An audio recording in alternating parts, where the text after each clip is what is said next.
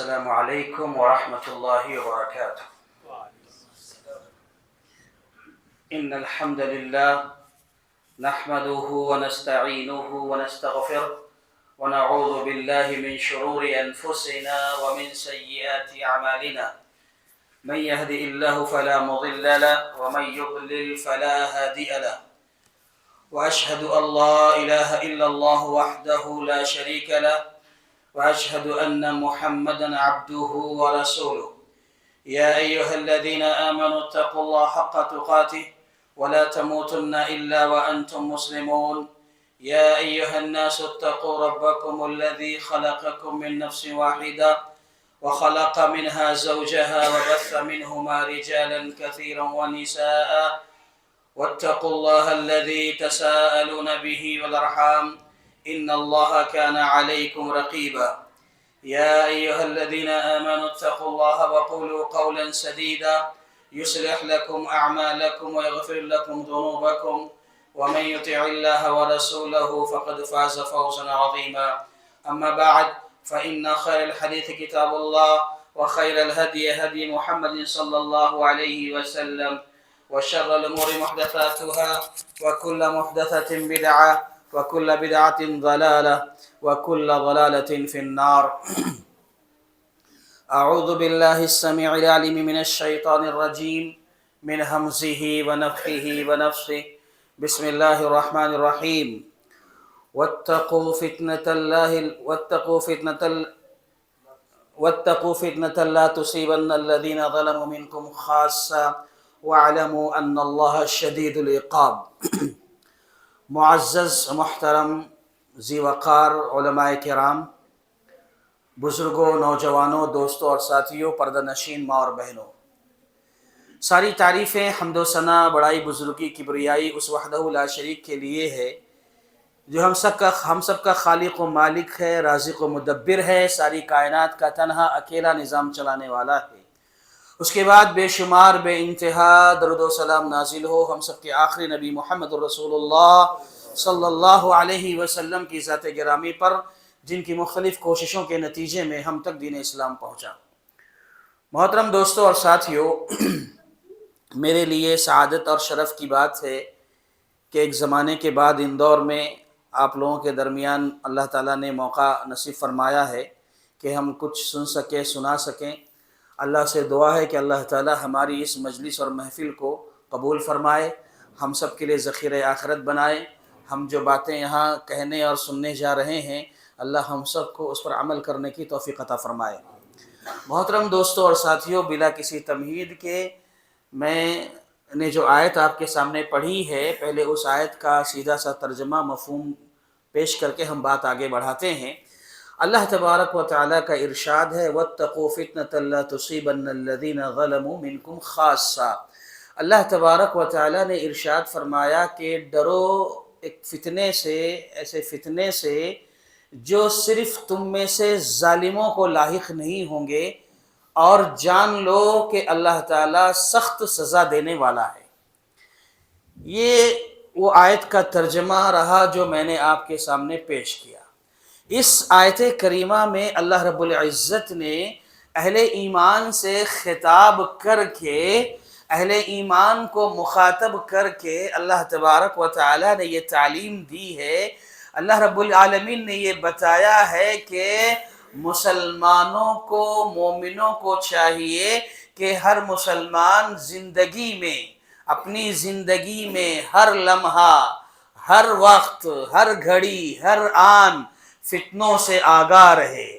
اسے فتنوں سے آگاہ رہنا چاہیے، فتنوں سے ہوشیار رہنا چاہیے کہ کب کون سا فتنہ اس میں ہم گرفتار ہو جائیں، کون سا فتنہ ہمیں آ لپیٹے، ہم اس کی گرفت میں آ جائیں، اس کی پکڑ میں آ جائیں۔ تو اللہ رب العزت نے یہ واضح کیا، یہ خطاب کیا، مومنوں سے کہا کہ ہر وقت فتنوں سے ہوشیار رہو، اور ہر مومن کو فتنوں سے ہوشیار رہنا چاہیے۔ یہ اللہ رب العالمین نے بیان فرمایا، کیوں؟ اس لیے کہ جب فتنے آتے ہیں، جب فتنے آئیں گے تو اس فتنوں کی زد میں صرف گنہگار نہیں آئیں گے، फितनों में मुब्तला सिर्फ गुनहगार नहीं होते हैं, जब फितने आते हैं तो इन फितनों में गुनहगारों के साथ साथ अच्छे अच्छे लोग भी उसकी जद में आते हैं। मुत्तकी, परहेजगार, दीनदार, तहज्जुद गुजार लोग भी फितनों की जद में आ जाते हैं, क्योंकि अल्लाह रब्बुल इज्जत ने फरमाया है कि ये फितने इस पर ये सिर्फ गुनहगारों पर नहीं आते, ये उस पर सिर्फ गुनहगार मुसल्लत नहीं होते, उस फितनों की इज्जत में नहीं आते, बल्कि सारे लोग इस फितनों की इज्जत में आ जाते हैं। और अल्लाह रब्बुल इज्जत ने आगे जो बयान फरमाई, वअलमू अन्नल्लाह शदीदुल इक़ाब, कि जान लो कि अल्लाह सख्त सजा देने वाला है। इसका मतलब ये है कि हकीकत में ये जो फितने आते हैं गुनाहों के सबब अल्लाह तबारक व तआला फितनों से दोचार करता है। उम्मत के लोग, उम्मत के अफराद जब गुनाहों के दलदल में फंसते हैं तो सजा के तौर पर अल्लाह ताला मुख्तलिफ फितनों में इस उम्मत के लोगों को दाखिल करता है, उसकी इज्जत में लाता है। मेरे भाइयों, याद रखो, फितने बड़े ख़तरनाक होते हैं, जिसकी भी मैं वजाहत करूँगा। और अल्लाह के नबी मोहम्मद रसूलुल्लाह सल्लल्लाहु अलैहि वसल्लम जो बयान फरमाया है, उससे पहले फितना किसे कहते हैं, फितना किसे कहते हैं, फितना किस चीज़ का नाम है, या फितने का मफहूम क्या है। हम जब फितना कहते हैं या फितना सुनते हैं, लफ्ज़ फितना जो हमारे जहन, हमारे कानों से, हमारी समातों से टकराता है, तो इसका क्या मतलब होता है। तो सीधे सादे अल्फाज, मैं इल्मी बारीकी गहराई में नहीं जा रहा हूं, सीधे सादे अल्फाज में आपको ये बता दूं कि फितना कहते हैं ऐसे माहौल को, ऐसे हालात को, कि जिन माहौल में, जिन हालात में हमारे ईमान के लिए मसला बन, हमारा ईमान हमारे लिए मसला बन जाए, यानी ईमान के लिए, दीन के लिए चैलेंजेस का सामना करना पड़े, हमारी अमानतदारी और दियानतदारी के लिए माहौल चैलेंज बन जाए, खतरा बन जाए, यानी दीन के लिए माहौल खतरा बन जाए, दीन इस्लाम के लिए इस्लाम के लिए खतरा हो जाए ये माहौल।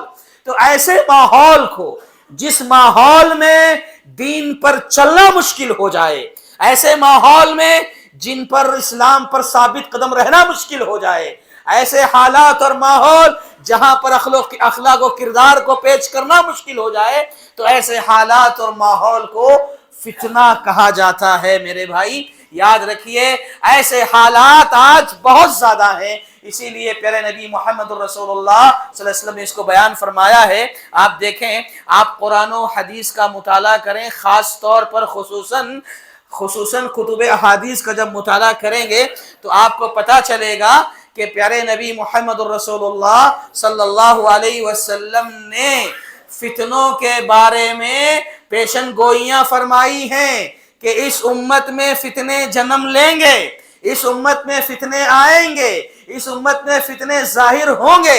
ये अल्लाह के नबी मोहम्मद रसूलुल्लाह सल्लल्लाहु अलैहि वसल्लम ने वाज़ेह तौर पर बयान फरमाया है कि इस उम्मत में फितने आकर रहेंगे। और यही वजह है कि अल्लाह के नबी सल्लल्लाहु अलैहि वसल्लम ने फितनों के ताल्लुक से मुख्तलिफ अंदाज में मुख्तलिफ बातें की हैं, यानी फितनों की सुरात को, उसकी रवानी को, उसकी तेजी को, उसकी ताकत को अल्लाह बताने के लिए अल्लाह के नबी सल्लल्लाहु अलैहि वसल्लम ने मुख्तलिफ अंदाज इस्तेमाल किया है। अल्लाह के नबी सल्लल्लाहु अलैहि वसल्लम ने कभी कहा कि एक जमाना ऐसा आएगा, फितने कैसे होंगे, कक़ित्इल लैलिल मुज़लिम, के काली रात की टुकड़ियों के मानिंद फितने आएंगे, फितनों की जद में लोग आएंगे। किस हालत में, क्या कहा अल्लाह के नबी सल्लल्लाहु अलैहि वसल्लम ने, काली रात की टुकड़ियों के मानिंद। मतलब ये है कि अच्छे अच्छे लोग, दीनदार लोग फितनों की जद में आ जाएंगे और उनको एहसास भी नहीं होगा कि फितने में मुब्तला हो चुके हैं। इस तरह से अल्लाह के नबी सल्लल्लाहु अलैहि वसल्लम ने समझाया है। फिर कभी अल्लाह के नबी सल्लल्लाहु अलैहि वसल्लम ने कमवाक़िल मतर कहा कि बारिश जैसे बरसती है, एक बारिश के एक कतरे के बाद दूसरा कतरा जैसे मुसलसल आता रहता है, ऐसे ही एक दौर आएगा कि फितने एक के बाद आते रहेंगे। ये फितनों की तेजी, उसकी रफ्तार اور روانی کو اللہ کے نبی محمد رسول اللہ صلی اللہ علیہ وسلم نے بیان فرمایا کہ ایسے فتنے آئیں گے جس طرح بارش کے قطرے ایک کے بعد ایک پے در پہ مسلسل آتے رہتے ہیں، ایسے ہی فتنے مسلسل آتے رہیں گے۔ تو کبھی اللہ کے نبی محمد الرسول اللہ صلی اللہ علیہ وسلم نے فرمایا تُعْرَضُ الْفِتَنَ عَلَى الْقُلُوبِ كَالْحَصِيرِ عُودًا عُودًا، اللہ کے نبی صلی اللہ علیہ وسلم نے فرمایا کہ فتنے ظاہر ہوں گے، فتنے دلوں پر ایسے مسلط ہوں گے جیسے چٹائی کی جو کاڑیاں ہوتی ہیں، ابھی تو ہمارے پاس کارپیٹ ہے، پہلے زمانے میں جو چٹائیاں ہوا کرتی تھی، آج بھی کو جو لکڑی کی چٹائیاں بنتی تھی آج بھی کہیں کہیں ہیں، جب وہ چٹائی کی لکڑیاں کھلتی ہیں اور ایک کے بعد ایک کاڑی جو نکلتی چلی جاتی ہے، اللہ کے نبی صلی اللہ علیہ وسلم نے کہا اودن اودن کہ ایک ایک کاڑی جیسے نکلتی ہے، ایسے ہی فتنے آتے جائیں گے، فتنے مسلط ہوتے رہیں گے۔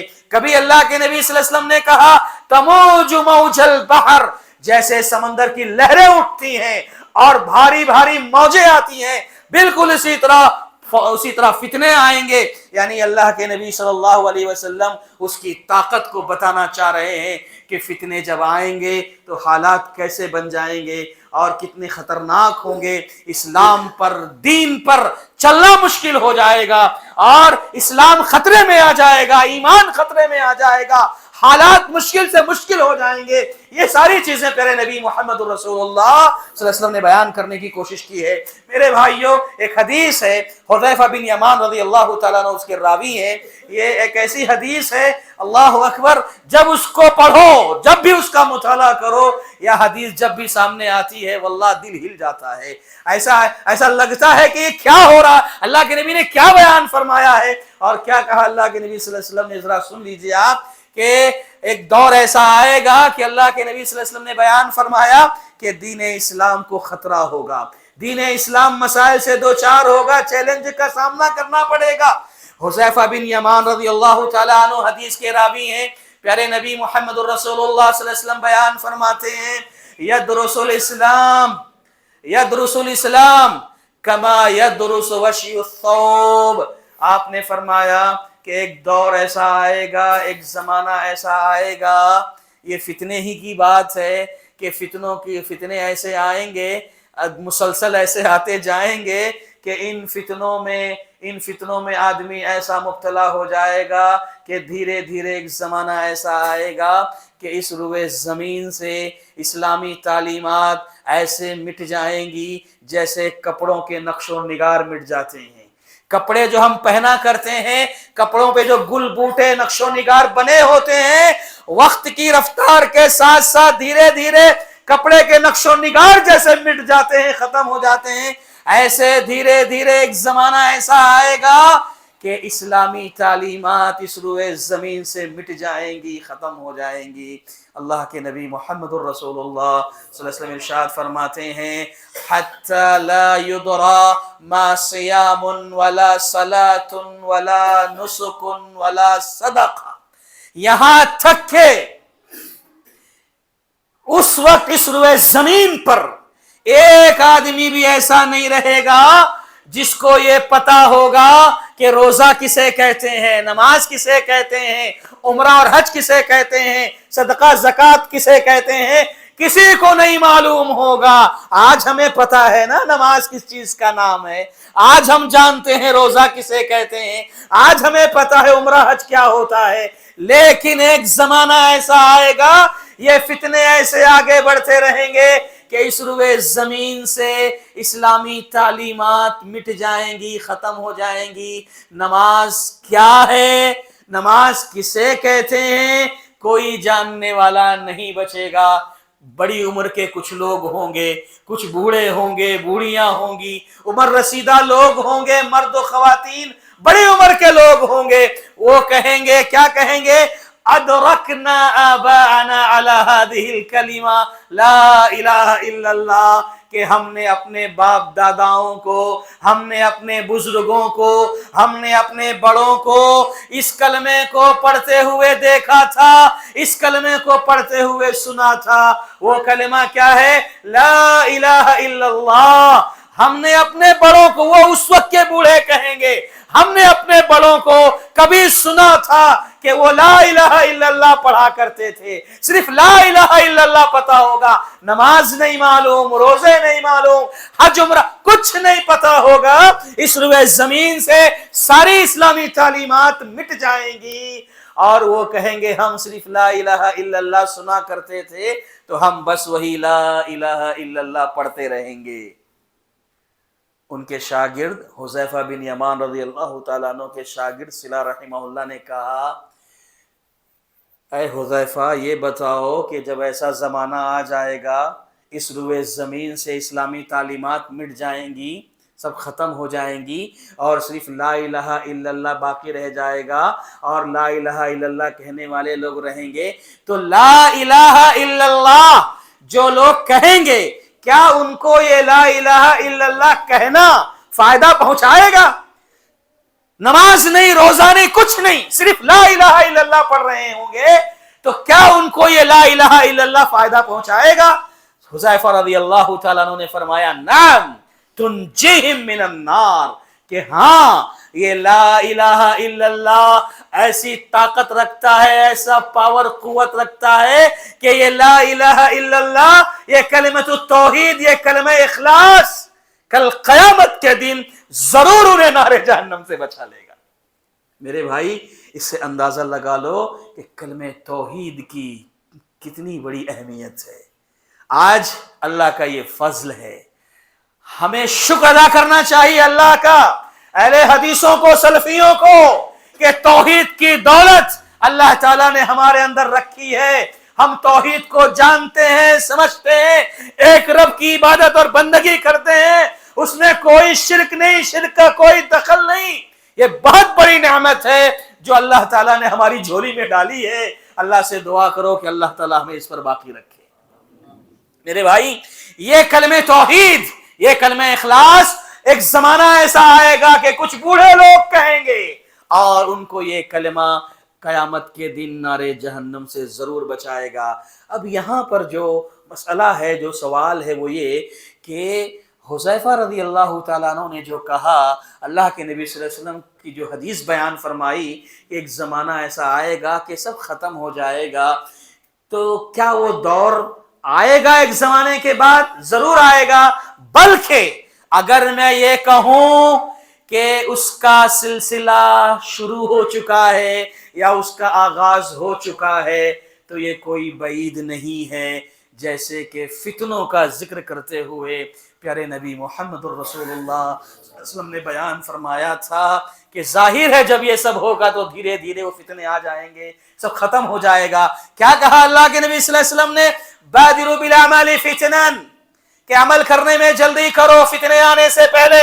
قطع اللیل المظلم, رات کی تاریکیوں کے مانند ہوں گے, رات کی ٹکڑیوں کے مانند ہوں گے, کالی رات کی ٹکڑیوں کے مانند وہ فتنے آئیں گے. اور اسی حدیث میں آپ نے یہ فرمایا یصبح الرجل فیہ مؤمنا ویمسی کافرا ویمسی مؤمنا ویصبح کافرا.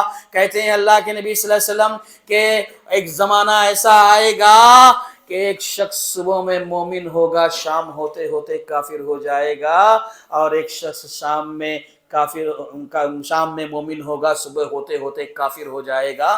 یہ اللہ کے نبی صلی اللہ علیہ وسلم نے پیشن گوئی فرمائی تھی. واللہ دل پر ہاتھ رکھ کر, حالات کا جائزہ لے کر یہ بتاؤ کہ کیا آج اس فتنوں کی زد میں ہم ہیں کہ نہیں ہیں؟ ایک شخص صبح میں مومن ہوتا ہے, شام میں کافر, شام میں رات میں مومن ہے, صبح ہوتے ہوتے کافر ہو جا رہا ہے. کیا یہ دور نہیں آ گیا ہے؟ ہمارا آج کا نوجوان, آج کی نوجوان نسل رات میں انٹرنیٹ پر بیٹھتی ہے, انٹرنیٹ پر جا کر بہت ساری سائٹوں پر جا کر پڑھتی ہے, سمجھتی ہے. جب وہ انٹرنیٹ پر رات میں بیٹھا تھا توحید اس کے پاس سلامت تھی, توحید اس کے پاس موجود تھی, نبی صلی اللہ علیہ وسلم کی سنتوں سے محبت تھی, لیکن رات بھر انٹرنیٹ پر بیٹھا رہا اور غلط سائٹ پر چلا گیا, نہ جانے کیا پڑھا کیا سمجھا. صبح ہوتے ہوتے اپنے ذہن و دماغ میں بے شمار شکوک و شبہات پیدا کر لیا. صبح ہوئی اس کی توحید جاتی رہی, صبح ہوئی اس کا ایمان جاتا رہا. کیا آج یہ دور ہم نہیں دیکھ رہے؟ آج کی نوجوان نسل نے तकिया कर लिया, भरोसा कर लिया इस इंटरनेट पर, इस दुनिया पर, इस मोबाइल की दुनिया पर, फेसबुक, यूट्यूब, इस पर इन्होंने ऐसा तकिया कर लिया है। आज का नौजवान समझता है कि इल्म हमें यहीं से मिलेगा, सही तालीम हमें यहीं से मिलेगी। हरगिज नहीं, हरगिज नहीं। याद रखो, ऐसे फितनों के दौर में एक सबसे बड़ी जिम्मेदारी हमारी ये है कि उलमा से चिमट जाओ, उलमा से चिपक जाओ, उलमा के साथ लाजिम हो जाओ। अपनी जिंदगी कभी आलिम के बगैर मत गुजारो। आपकी सुबह आलिम के साथ हो, आपकी शाम आलिम के साथ हो, आपका उठना बैठना उलमा के साथ हो, आपका खाना पीना उलमा के साथ हो। उलमा से दोस्ती करो, उलमा की खिदमत करो, उलमा के साथ रहो, उठे बैठ उठो बैठो। यही वो उलमा है जो तुम्हें फितनों से बचाएंगे इंशाअल्लाह। अल्लाह की कसम खाकर कह रहा हूं मेरे भाई, ये हालात ऐसे हैं कि हम देखते हैं, हम दुनिया घूम रहे हैं, हम लोगों से मिलते हैं। 2 साल पहले हम किसी इलाके में किसी नौजवान से मुलाकात किए, दीन का दाई था, तौहीद का लंबरदार था। 2 साल के बाद जब मुलाकात होती है, पता चला कि सब कुछ छूट गया, शिर्क कर रहा है, कुफ्र कर रहा है, इस्लाम से फिर गया है, मुर्तद हो गया है। ये मंजर आज हम देख रहे नहीं देख रहे, हमने देखा है, हमने देखा है, खुद अपनी आंखों से हमने देखा है। ऐसे हालात हैं मेरे भाई। और आज की नौजवान नस्ल फितनों में जो मुब्तला है कि सुबह मोमिन शाम में काफिर, शाम में मोमिन सुबह काफिर। उसकी एक शक्ल ये भी आप देखें कि आज इसको मुआशिके के नाम पर, मोहब्बत के नाम पर यूनिवर्सिटियों में, कॉलेजों में क्या हो रहा है? ईमान का सौदा हो रहा है, मजहब का सौदा हो रहा है। लोग अपने ईमान से खेल लेते हैं और इस्लाम को छोड़कर दूसरे मजहब को इख्तियार कर ले रहे हैं। आज नौजवान चाहे लड़के हो या लड़कियां हो, मेरे भाई, मैं यहाँ ये पैगाम जो सबसे पहले देना चाहता हूँ कि इस फितनों के ज़माने में, इन फितनों के दौर में वल्लाह कदम कदम पर फितने हैं, कदम कदम पर आजमाइशें हैं। मैं चंद कुछ फितनों का तस्करा अभी करूँगा, लेकिन ऐसे फितनों के दौर में हमें अपनी ईमानी गैरत को समझना होगा, अपने अंदर ईमान और यकीन, अपने अंदर जो ईमान है उसकी गैरत और हमीयत को जगाना होगा। चूंकि खवातीन भी यहाँ मौजूद हैं इसलिए बात आई है, तो एक मिसाल मैं यहाँ दे देता हूँ, उसके बाद इंशाल्लाह आगे बात होगी। और वो बात ये है कि आज का ये जो दौर फितनों का है, खास तौर पर हमारी नौजवान लड़कियों का, आप देख रहे हैं सुबह शाम ऐसी रिपोर्टें आती हैं, खबरें आती हैं कि इर्तिदाद की लहरें चल पड़ी हैं, फला जगह से इतनी लड़कियां इस्लाम से फिर गईं, उनके साथ चली गई, इनके साथ चली गई। अल्लाह अकबर, दिल रोता है, तकलीफ हो रही है। बल्कि ऐसी भी न्यूज आई है, ऐसे भी हालात आए हैं कि एक मदरसे से पढ़ने वाली आलिमा फारिगा वो भी इस फितने की शिकार हो गई और इस्लाम से फिर गई। आप बताएं कहां तक हम हिफाजत करेंगे अपनी बच्चियों की, अपनी नस्ल की और अपने ईमान की। इसलिए मैं ये कहना चाहता हूं कि अपनी बच्चियों से, अपनी औरतों से, अपनी बहनों से, अपनी बेटियों से ये कहना चाहता हूं कि अपनी ईमानी गैरत को बाकी रखो, अपने ईमान को सलामत रखो, अपने ईमान की हिफाजत करो। खास तौर पर वो बच्चियां जो स्कूल और कॉलेजेस की लाइन से जुड़ी हुई हैं, ये देखो हमारे लिए, आपके लिए उसवा, नमूना, खुदवा के तौर पर उम्मे सुलैम रज़ी अल्लाह ताला अन्हा है। ये उम्मे सुलैम रज़ी अल्लाह ताला अन्हा, कौन नहीं जानता इनको? इनकी बड़ी कहानियां हैं, बड़ी दास्तानें हैं उम्मे सुलैम रज़ी अल्लाह ताला अन्हा की। इनके अजीब अजीब किस्से हदीस में बयान हुए उम्मे सुलैम रज़ी अल्लाह ताला अन्हा के। उम्मे सुलैम के जो शौहर थे मालिक, जब उनका इंतकाल हो गया या कहीं गए, मरकब गए, आए नहीं, तो उम्मे सुलैम के पास निकाह का पैगाम भेजा अबू तलहा अंसारी ने। अबू तलहा ये अभी मुसलमान नहीं हुए हैं, ये काफिर हैं, मुशरिक हैं। अबू तलहा अंसारी ने पैगाम निकाह भेजा उम्मे सुलैम रज़ी अल्लाह ताला अन्हा के पास कि मैं तुमसे निकाह करना चाहता हूं। उम्मे सुलैम रज़ी अल्लाह ताला अन्हा ने अबू तलहा अंसारी का जब पैगाम निकाह देखा तो जवाब दिया। तफसील लंबी चौड़ी हदीस है, उसमें उन्होंने एक जुमला ये कहा, ए अबू तलहा, تم ایک ایسے انسان ہو کہ تمہارا ایک نام ہے, تمہاری ایک شہرت ہے. مدینے کی کوئی بھی خاتون, مدینے کی کوئی بھی لڑکی جس کے پاس آپ نکاح کا پیغام بھیجو, کوئی تمہارا رشتہ رد نہیں کرے گی, کینسل نہیں کرے گی.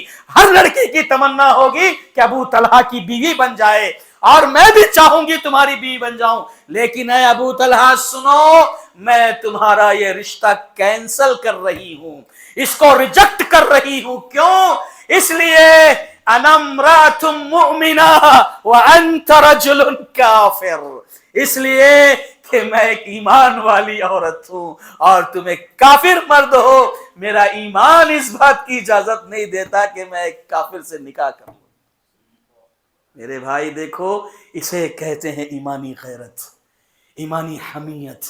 ام سلیم رضی اللہ تعالی عنہ کا یہ جملہ قیامت تک آنے والی بہو بیٹیوں لڑکیوں کے لیے یہ بہت بڑا سبق ہے, بہت بڑا درس ہے کہ اپنی ایمانی غیرت کو سلامت رکھو. یہ دور فتنوں کا دور ہے, قدم قدم پر تمہیں للچائی ہوئی نگاہوں سے دیکھا جائے گا, تمہیں آزمایا جائے گا, تمہیں فتنوں میں مبتلا کیا جائے گا. تو ام سلیم کو یاد کر لینا کہ ام سلیم نے کہا تھا انا امرأۃ مؤمنہ, میں ایک ایمان والی خاتون ہوں, ایمان والی عورت ہوں, میرا تم سے رشتہ ہو نہیں سکتا. یہ جواب دیا تھا ام سلیم رضی اللہ تعالی عنہا نے. اس کے بعد ابو طلحہ انصاری کو دلچسپی تھی ام سلیم سے نکاح کرنے میں, بار بار نکاح کا پیغام گیا. تو ام سلیم رضی اللہ تعالی عنہ بھی سبحان اللہ کیسی خاتون تھیں. اس زمانے میں جو عورتیں ہوتی تھیں سبحان اللہ کیسی عمل کی پیکر دین کی داعیاں ہوا کرتی تھی. سبحان اللہ. دیکھو ام سلیم رضی اللہ تعالی عنہ کہتی ہیں اے ابو طلحہ, تم مجھ سے نکاح کرنا چاہتے ہو لیکن میں ایمان والی خاتون ہوں, یہ نکاح نہیں ہو سکتا. جب دوبارہ سہبارہ پیغام آیا تو ام سلیم رضی اللہ تعالیٰ عنہ نے کیا کہا, اے ابو طلحہ کیا تم کو سمجھ میں نہیں آتا ہے, تمہارے پاس سمجھ ہے کہ نہیں ہے, تم ایک اللہ کو چھوڑ کر فلاں ابن فلاں کی تراشی ہوئی لکڑیوں کی پرستش کرتے ہو, فلاں فلاں کی عبادت کرتے ہو. ذرا سمجھو ہمارا خالق کون ہے, ہمارا مالک کون ہے, ہمارا پیدا کرنے والا کون ہے, ہماری عبادت کا اصل مستحق کون ہے. جس دن تم یہ سمجھ جاؤ گے اور اسلام کی دولت سے مالا مال ہو جاؤ گے, جس دن تم اسلام میں داخل ہو جاؤ گے تو سمجھ لینا ام سلیم تمہارے نکاح میں آ گئی ہے, تمہارا قبول اسلام میرا مہر ہو جائے گا, تمہارا قبول اسلام میرا مہر بن جائے گا. اور سبحان اللہ وہ دن آیا کہ اللہ تبارک و تعالی نے ابو طلحہ انصاری کا دل اسلام کے لیے کھول دیا, وہ مسلمان ہو گئے اور ان کا قبول اسلام ام سلیم رضی اللہ تعالی عنہ کا مہر قرار پایا. علماء نے لکھا, محدثین نے لکھا کہ اس روئے زمین پر سب سے پاکیزہ مہر اگر کسی خاتون کا ہے تو ام سلیم رضی اللہ تعالی عنہ کا ہے کہ ابو طلحہ کا قبول اسلام ان کا مہر بنا تھا. تو میری ماں اور بہنوں, چونکہ آپ بھی اس پروگرام میں موجود ہیں تو اس مناسبت سے فتنوں کے اس دور میں, اس آزمائش کے ماحول میں ضروری یہ ہے کہ اس پر ہماری نظر ہو, ہم اپنے ایمان کو, اپنے یقین کو, ایمانی غیرت و حمیت کو زندہ رکھیں, سلامت رکھیں. یہ بہت بڑی دولت ہے, اللہ تعالی ہم سب کی حفاظت فرمائے. تو میرے بھائیوں, یہ ایک بات جو میں نے کہی آپ کے سامنے, اسی طریقے سے ہم اور آگے بڑھتے ہیں. میں آگے بڑھ رہا ہوں یہ بتانے کے لیے کہ جو فتنے اس وقت ہم پر مسلط ہیں, اور اتنے فتنے ہیں, اگر آپ جو ہے اس کو شمار کرنا چاہو میرے بھائی تو اتنے فتنے ہیں کہ آپ شمار نہیں کر سکو گے.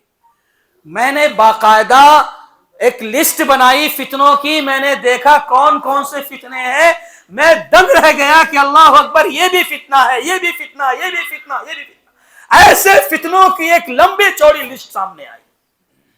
سب کا احاطہ ممکن نہیں ہے, لیکن جو فتنے زیادہ خطرناک ہیں اور جن فتنوں سے مزید فتنے وجود میں آتے ہیں, جن فتنوں سے مزید فتنہ یا مزید پریشانیاں بڑھتی ہیں, ان میں سے دو چار کا تذکرہ کروں گا انشاءاللہ. اس کے بعد کچھ کچھ ذمہ داریاں ایک دو بتا کر بات ختم کر دیں گے انشاءاللہ. اور ابھی بھی جو باتیں ہوئی ہیں الحمدللہ اس میں نے ایک ذمہ داری خواتین کے اعتبار سے بتا دی ہے، سب اس میں شامل ہے. نہیں اپنے ایمان و یقین کی حفاظت کریں. میں ضمن ذکر کرتا رہا ہوں، شاید آگے موقع نہ ملے تو اس کو یہ سمجھ لیں. یہیں پر ایک فتنہ جو اس وقت بہت زیادہ عام ہے، اسی سے جوڑ کر کے جو میں نے بھی بات ام سلیم رضی اللہ تعالیٰ عنہ کے حوالے سے نقل کی، عورتوں کے حوالے سے، اسی سے جوڑ کر میں کہوں تو ایک فتنہ جو اس وقت سر چڑھ کر بول رہا ہے اور اس فتنے کی زد میں سب دھیرے دھیرے آتے جا رہے ہیں، اور وہ فتنہ کیا ہے؟ بے حیائی کا فتنہ، بے شرمی کا فتنہ. آج کا معاشرہ، آج کا انسان بے حیا ہو گیا، بے شرم ہو گیا. اور معاف کیجئے بات تھوڑی تلخ ہے لیکن حقیقت ہے. ہم اسی ممبئی شہر میں ہمارے یہاں دیکھتے ہیں ان ساحلوں پر، پارکوں پر لمبی لمبی داڑھی رکھ کر کے داڑیاں سفید ہو گئی ہیں، عمر زیادہ ہو گئی ہے، اپنی بہو بیٹیوں کو ظالم لے کر ساحلوں پر جاتا ہے اور برقع پہن کر جاتی ہیں بچیاں، اور ساحل پر جب پہنچتی ہیں تو برقع نکال کر بیگ میں رکھ کر کے دوپٹے بھی سینے پر نہیں رہتے. ایسے بے حیائی کا مظاہرہ کرتے ہوئے داڑھی رکھنے والا مسلمان اپنی بہو بیٹیوں کو ساحلوں پر گھماتا ہے.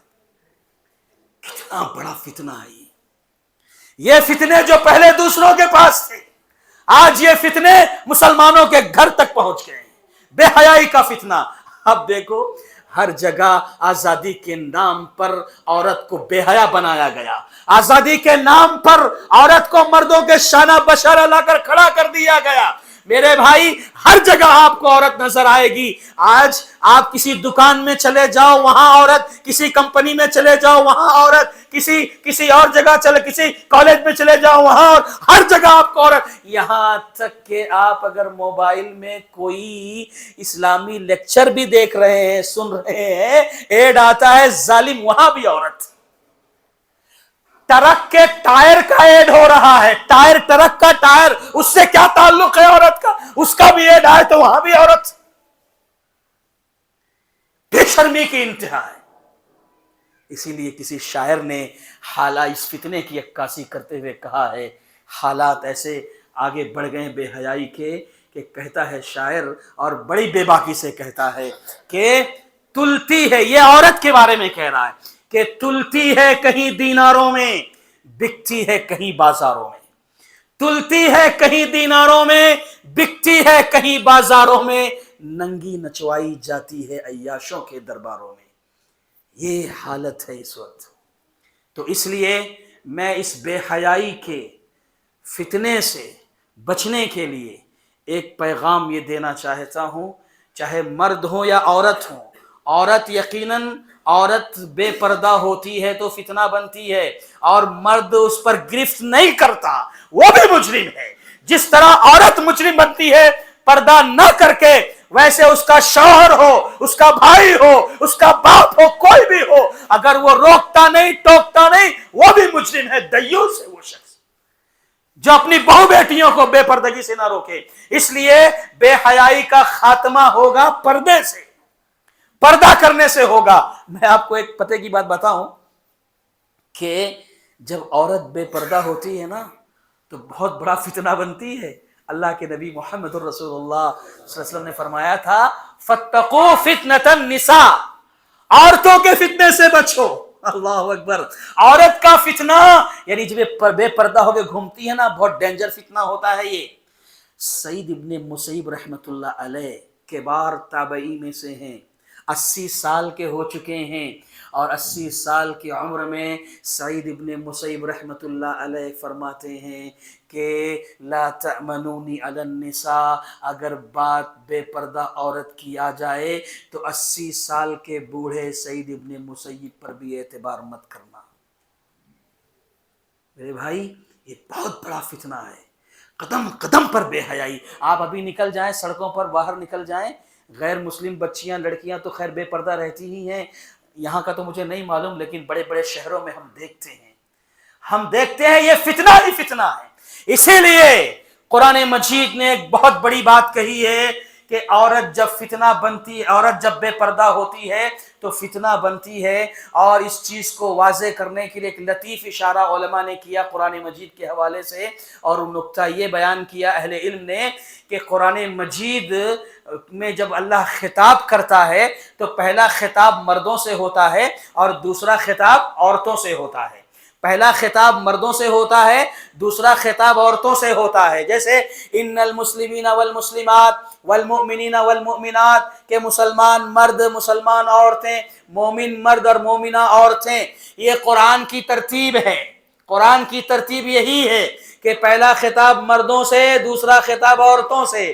لیکن دیکھو جب بات بے حیائی کی آئی، جب بات بے پردگی کی آئی، بات جب زناکاری کی آئی، تو قرآن اپنی ترتیب الٹ رہا ہے، قرآن اپنی ترتیب پلٹ رہا ہے۔ اللہ کہتا ہے الزانیۃ والزانی فاجلدوا کل واحد منہما مئۃ جلدہ، کہ زنا کرنے والی عورت کو اور زنا کرنے والے مرد کو 100 کوڑے لگائے جائیں گے۔ قرآن کی ترتیب یہی ہے، پہلا خطاب مردوں سے، دوسرا خطاب عورتوں سے۔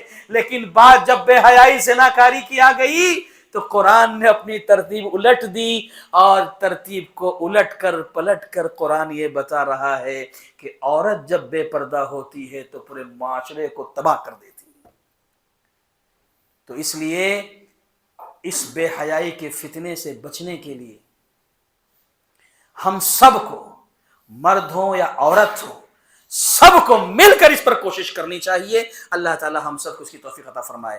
وقت زیادہ ہو گیا ہے اور میں بھی زیادہ دیر بولنے کا عادی نہیں ہوں، لیکن چونکہ کچھ چیزیں اہم میں سوچ رہا ہوں آپ کے سامنے رکھ دوں۔ ابھی میں نے آپ کے سامنے جو بات رکھی تھی یہ بے حیائی کا فتنہ تھا، اور اس کے ساتھ ساتھ ایک فتنہ اور ہے جو بڑا مرکزی فتنہ ہے، اور اس فتنے کی زد میں کیا عوام، کیا خواص، کیا بڑے، کیا چھوٹے، کیا عالم، کیا غیر عالم، سب مبتلا ہیں الا ماشاء اللہ۔ اللہ ہماری حفاظت فرمائے۔ وہ فتنہ بڑا سنگین ہے، اور وہ فتنہ کون سا ہے؟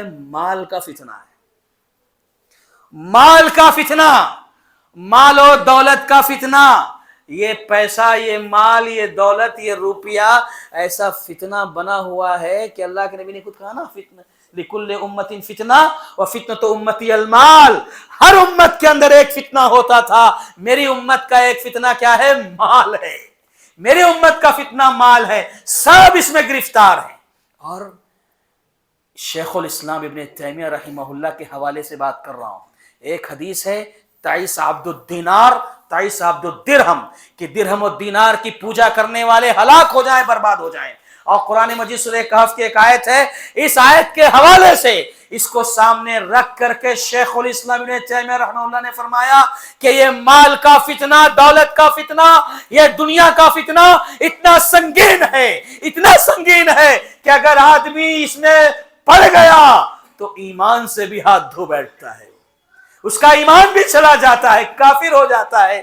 کیا دلیل دی اس میں انہوں نے دلیل یہ دی، سورہ کہف میں اللہ تبارک و تعالی نے دو دوستوں کی مثال بیان فرمائی ہے۔ ایک دوست جو تھا بڑا مالدار تھا، بہت بڑا مالدار، اور بڑی زمینیں تھیں، کھیتیاں تھیں، اور اس کے پاس بڑے بڑے باغات تھے۔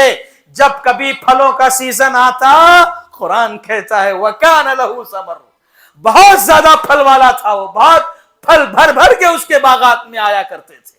اس دولت کے نشے میں، مال کے نشے میں، فتنے میں گرفتار ہوا شخص، وہ اپنے ساتھی سے کہتا ہے، دوسرا ساتھی جو غریب تھا اس سے کیا کہتا ہے؟ ما اظن الساعۃ قائمہ، مجھے اس بات پر یقین نہیں ہے کہ قیامت قائم ہوگی، قیامت آئے گی۔ اور ایک بنیادی اصول نقطہ یاد رکھیں کہ ایمانیات کے باب میں ارکان ایمان جو ہیں، اللہ پر ایمان، رسولوں پر، فرشتوں پر، کتابوں پر اور آخرت کے دن پر، اچھی بری تقدیر پر ایمان لانا، ان 6 چیزوں میں سے اگر کسی کو شک ہوا وہ اسلام سے خارج ہو جائے گا۔ اور یہ شخص کیا کہہ رہا ہے؟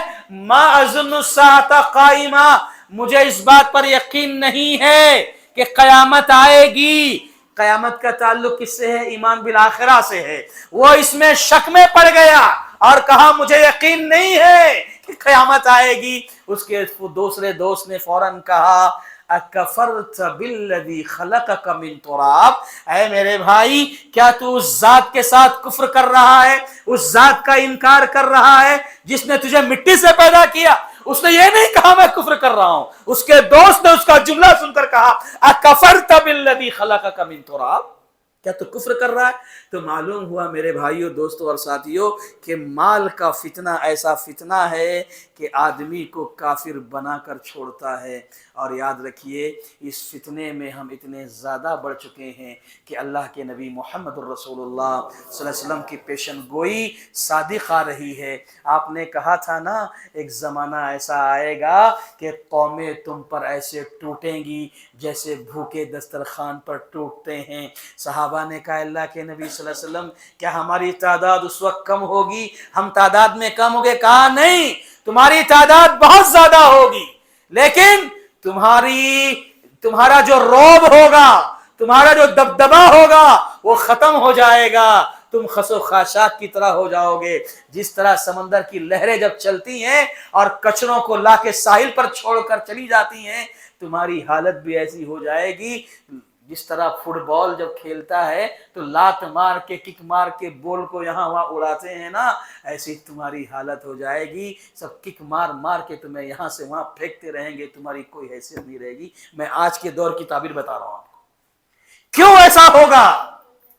کیوں ایسا ہوگا کہ زمانہ ایسا آئے گا؟ آپ نے فرمایا تمہارے اندر وہن پیدا ہو جائے گا۔ وہن کسے کہتے ہیں؟ حب الدنیا و کراہیت الموت، تمہیں دنیا سے محبت ہو جائے گی اور موت سے نفرت ہو جائے گی۔ یعنی تم صبح کرو گے تو دنیا، رات کرو گے تو دنیا، سو گے تو دنیا، بات کرو گے دنیا، تمہاری صبح شام دنیا، ہر وقت دنیا دنیا دنیا، پیسہ پیسہ پیسہ، ہر وقت اسی میں ڈوبے رہو گے تو یہی ہوگا۔ اللہ ہم سب کی حفاظت فرمائے۔ تو میرے بھائی یہ مال کا ایک فتنہ تھا، ایسے اور بھی کئی فتنے ہیں، سرسری طور میں ذکر کر رہا ہوں۔ ایک فتنہ ہوتا ہے جانتے ہیں کون؟ جو اس وقت چل رہا ہے، جھوٹی خبریں اور افواہوں کا فتنہ۔ آج یہ سوشل میڈیا پر اس قدر عام ہے کہ کوئی میسج آیا، کوئی چیز آئی، کسی کے بارے میں کوئی کمنٹ آیا، بغیر کسی تحقیق کے، بغیر کسی اس چیز کے کیا کرتا ہے؟ اس کو نشر کر دیتا ہے، اس کو عام کر دیتا ہے، تحقیق نہیں کرتا۔ اللہ تعالیٰ نے فرمایا ان جاءکم فاسق بنبأ فتبینوا، کہ خبر کی تصدیق کر لیا کرو، اس طرح یہاں وہاں نشر مت کیا کرو۔ یہ سختی سے منع کیا گیا ہے۔ آج ہماری نسلیں جو ہے اس پر جو ہے آپ دیکھیں گے فیس بک پر، واٹس ایپ پر، ایسے جو بھی آیا بس نشر کرتے چلے جاتے ہیں۔ اور میرے بھائی یہ جھوٹی خبروں کو پھیلانا اور افواہوں کو پھیلانا، آپ جانتے ہیں اس سے کیا ہوتا ہے، کتنا بڑا تماشا ہوتا ہے۔ اگر اس کی مثال آپ کو دیکھنا ہے تو دیکھ لیجئے، آج تو سوشل میڈیا کا زمانہ ہے، اس زمانے میں سوشل میڈیا تھا بھی نہیں۔ عائشہ رضی اللہ تعالیٰ عنہ پر جو الزام لگایا گیا تھا، جو جھوٹی خبر پھیلائی گئی تھی، جو افواہ اڑائی گئی تھی عائشہ رضی اللہ تعالیٰ عنہ پر، اللہ اکبر، یہ ایسا فتنہ تھا افواہوں کا، جھوٹی خبروں کا، کہ پورا مدینہ ہل گیا تھا، پورا مدینہ ہل گیا تھا۔ اللہ کے نبی صلی اللہ علیہ وسلم پریشان ہو گئے تھے، عائشہ رضی اللہ تعالیٰ عنہ کا رو رو کر برا حال تھا، سب پریشان، سب پریشان، پورے صحابہ پریشان، پورا مدینہ ہل گیا تھا۔ تو یاد رکھو اس دور میں جو ایک فتنہ چل پڑا ہے کہ بس موبائل ہاتھ میں ہے، کچھ بھی آیا نشر کر دیا۔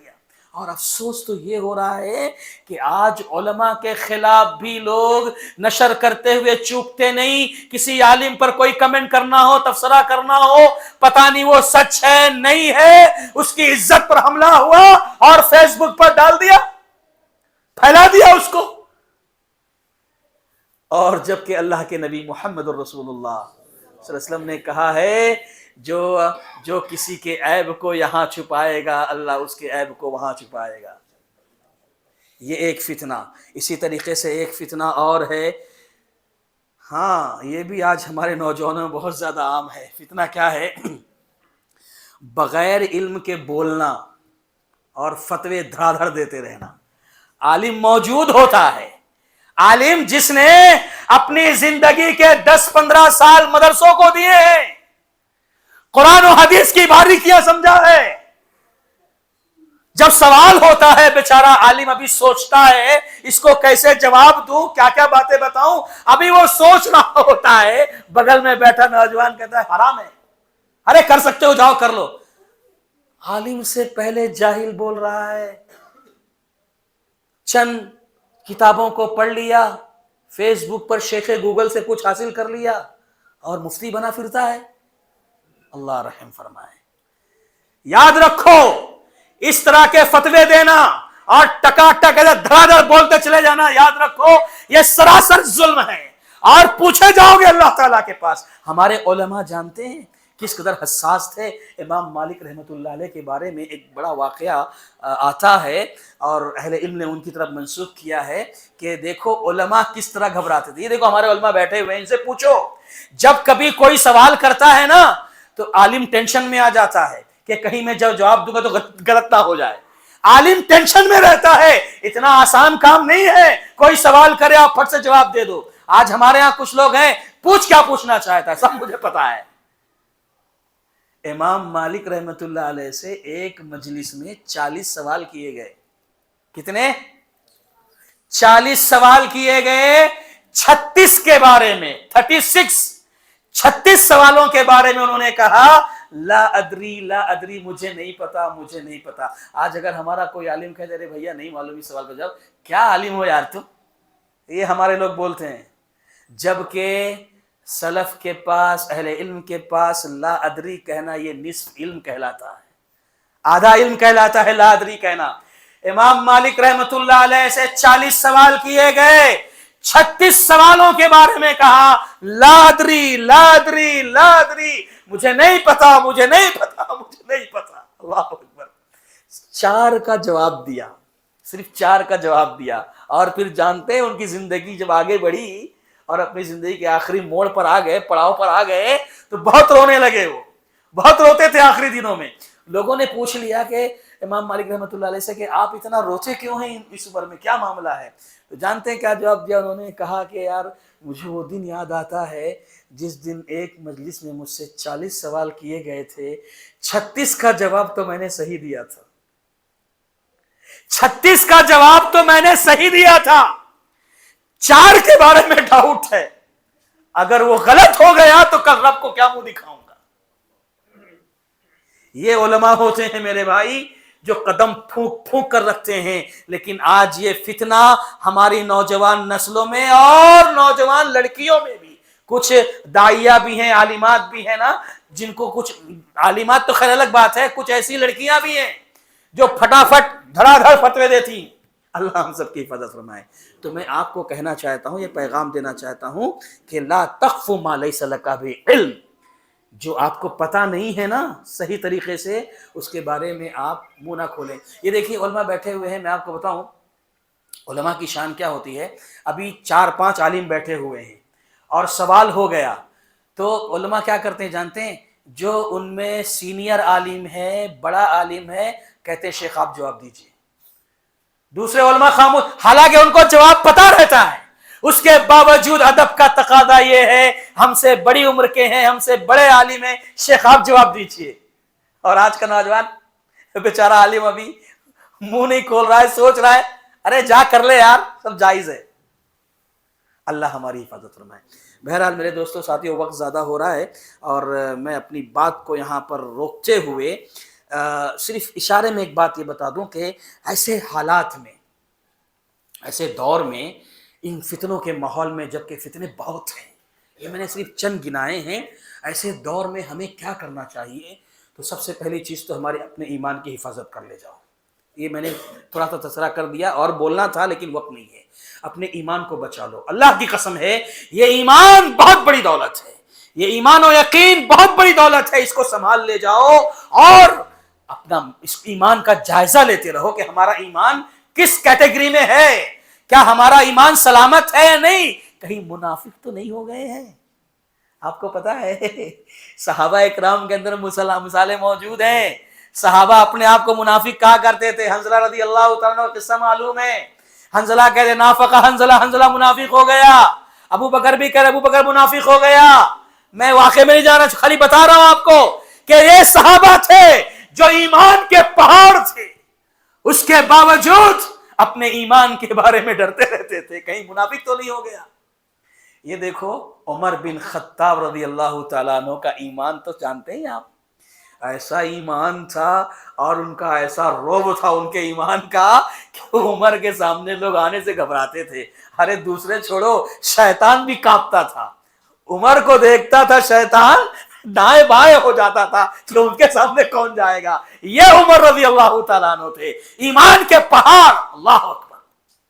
لیکن جانتے ہیں آپ، ایک وقت ایسا بھی آیا، آسمان سے وحی آئی، آسمان سے وحی آئی، کیا وحی آئی کہ اے نبی، اے محمد صلی اللہ علیہ وسلم، دیکھو یہ منافق ہے، یہ بھی منافق ہے، یہ بھی منافق ہے۔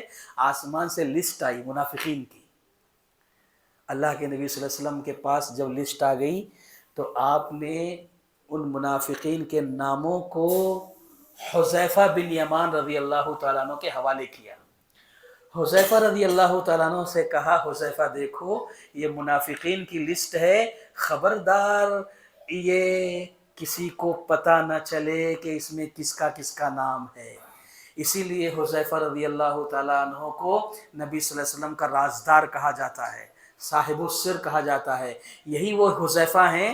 دیکھو اگر آپ غور سے پڑھیں گے نا حدیثوں کو تو کتاب الفتن اٹھائیے، فتنوں کا باب اٹھائیے، جتنے بھی فتنے اور آزمائشوں کی حدیثیں ملتی ہیں تقریباً راوی جو اس کے ہے یہ حذیفہ رضی اللہ تعالیٰ عنہ ہی ہے۔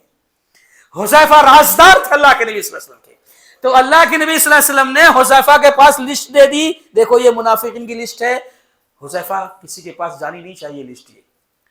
عمر بن خطاب ایمان کے پہاڑ، ان کو پتہ چل گیا کہ آسمان سے لسٹ آ گئی ہے منافقین کی۔ عمر بھاگے بھاگے پہنچے کہاں؟ حذیفہ کے پاس۔ اے حذیفہ، میں نے سنا ہے تمہارے پاس لسٹ آئی ہے، اللہ کے نبی صلی اللہ علیہ وسلم نے دی ہے اور وہ منافقین کی لسٹ ہے۔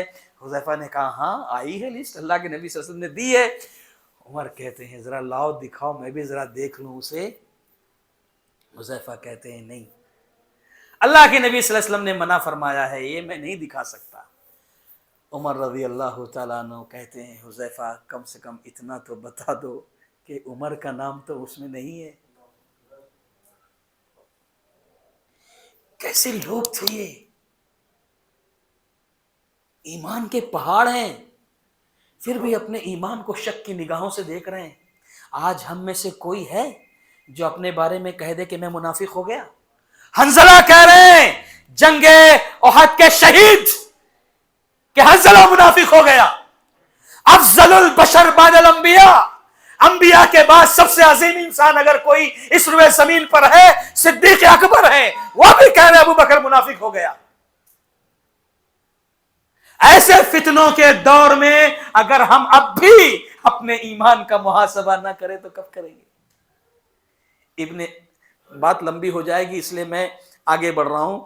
اس فتنوں کے دور میں ایک تو ہمیں اپنے ایمان و یقین کی حفاظت کرنا ہے، اس کا محاسبہ کرنا ہے، اور اسی کے ساتھ ساتھ سنت کی اتباع کرنا ہے۔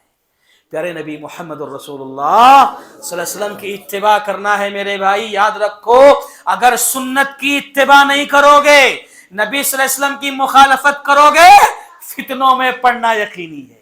اب وقت نہیں ہے، میں اپنی بات ختم کرنے کے کگار پہ ہوں، دلائل بھی دے سکتا ہوں لیکن وقت نہیں ہے۔ بس ایک آخری بات یہ ہے کہ ایک تو یہ کہ فتنوں کا جب ماحول آ جائے نا، جب کبھی آج دیکھو فتنے ایک اور بھی ہیں، جانتے ہیں کیا؟ کرسی کا فتنہ، عہدے کا فتنہ، منصب کا فتنہ۔ اللہ تعالیٰ محفوظ رکھا ہے ان دور کو، میں نے سنا ہے کہ ان دور میں شاید یہ فتنہ نہیں ہے، اللہ تعالیٰ حفاظت کرے۔ مجھے یہاں کے لوگوں نے بتایا کہ ماشاءاللہ یہاں پر اس طرح کی کوئی بات نہیں ہے، اللہ حفاظت کرے۔ لیکن اور جگہوں پر کرسی کا فتنہ، عہدے کا فتنہ، منصب کا فتنہ بہت عام ہو گیا ہے، تو ایسے موقع پر ایسی جگہوں سے دور رہنا بہتر ہے۔ اور آخری بات میں ختم کر رہا ہوں بات کو، اور وہ یہ ہے کہ جب ایسے فتنوں کا دور آ جائے اور فتنوں کے ماحول میں ہم رہیں تو صبر کا دامن تھام لیں، برداشت کرنا سیکھ لیں، آپ برداشت کرنا سیکھ لیں، صبر کرنا سیکھ لیں۔ اب وقت نہیں ہے ورنہ اس کی بھی کچھ حقیقتیں آپ کو بیان کرتا اور بات کھل کر سامنے آتی کہ صبر کرنے سے، برداشت کرنے سے کیا رزلٹ نکلتا ہے۔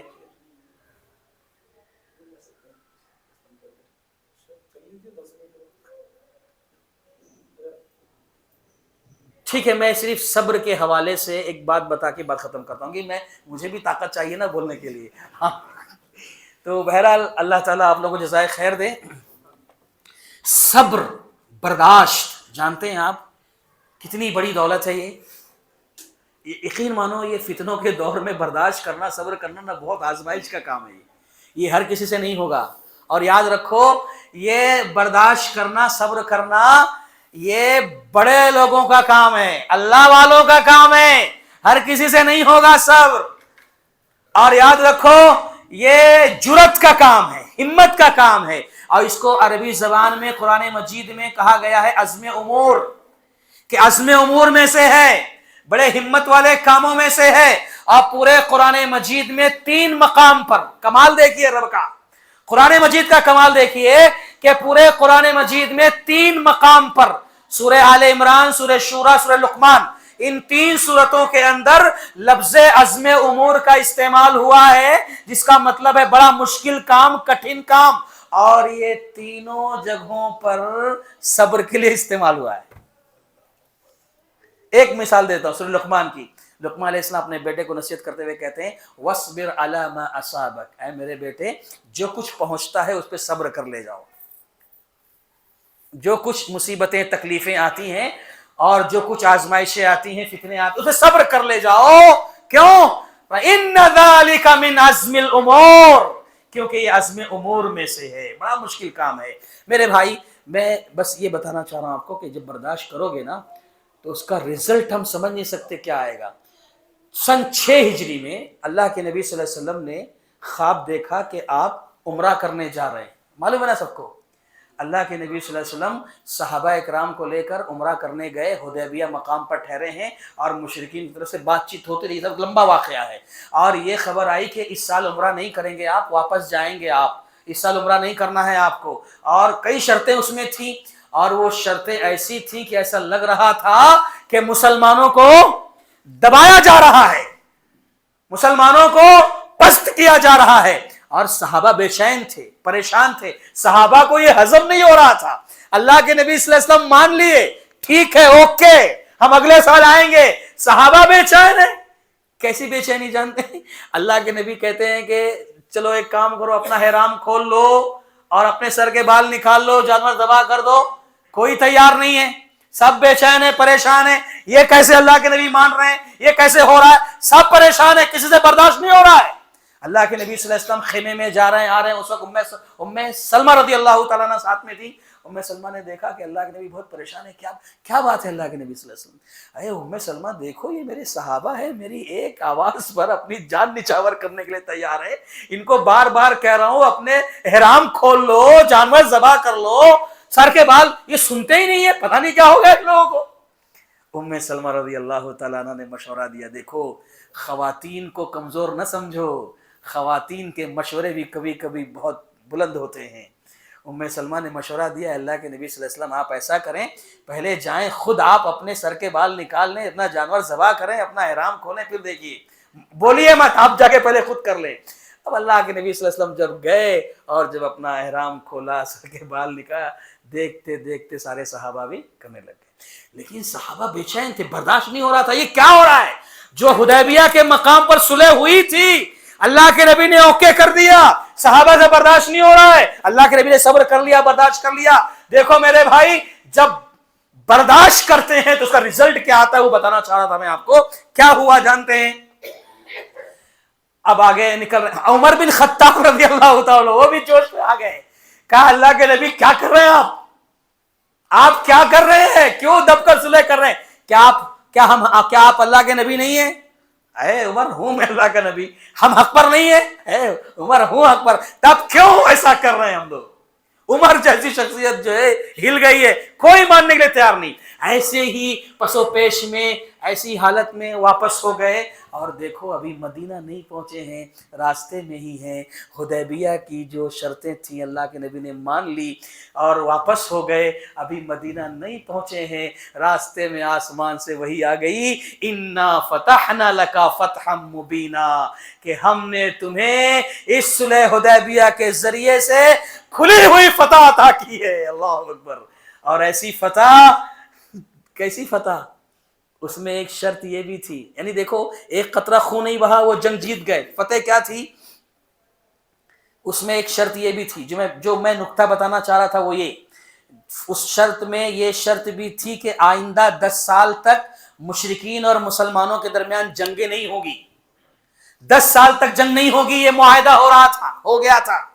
अल्लाह के नबी सल्लल्लाहु अलैहि वसल्लम ने इसी एक मुआहिदे को अपने दिमाग में बिठा लिया और फिर मदीना वापस हुए।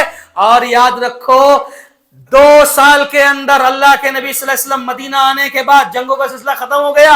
आपने मदीना में रहते हुए बादशाहों को, बड़े बड़े लोगों को इस्लाम की दावत पर खुतूत रवाना किए, खुतूत रवाना किए, इस्लाम कबूल, अस्लिम तस्लम, इस्लाम कबूल करो महफूज हो जाओगे। आपने दावत भेजना शुरू कर दी, खुतूत रवाना शुरू कर दिए, सहाबा को भेजने लगे और देखते देखते 2 साल के अंदर फौज दर फौज लोग इस्लाम में दाखिल होने लगे।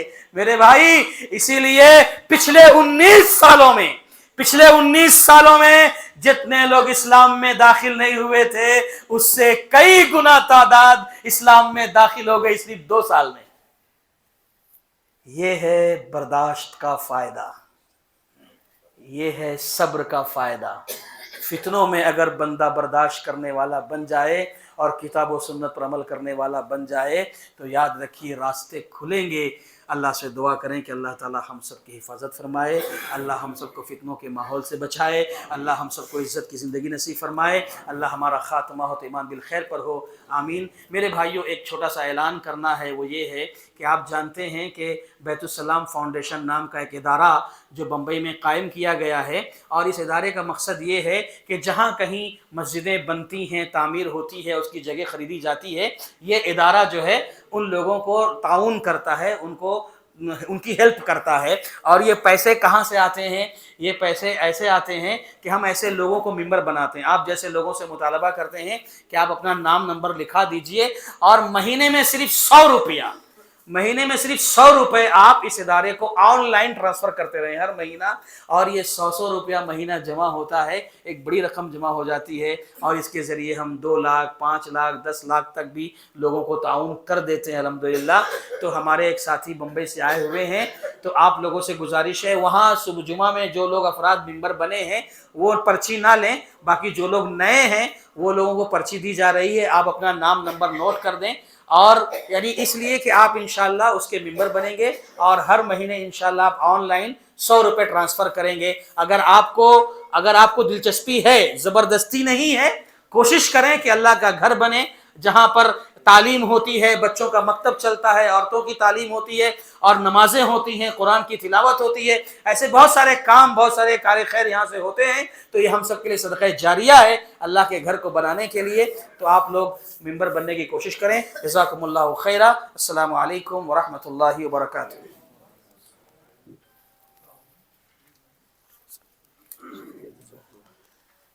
अल्लाह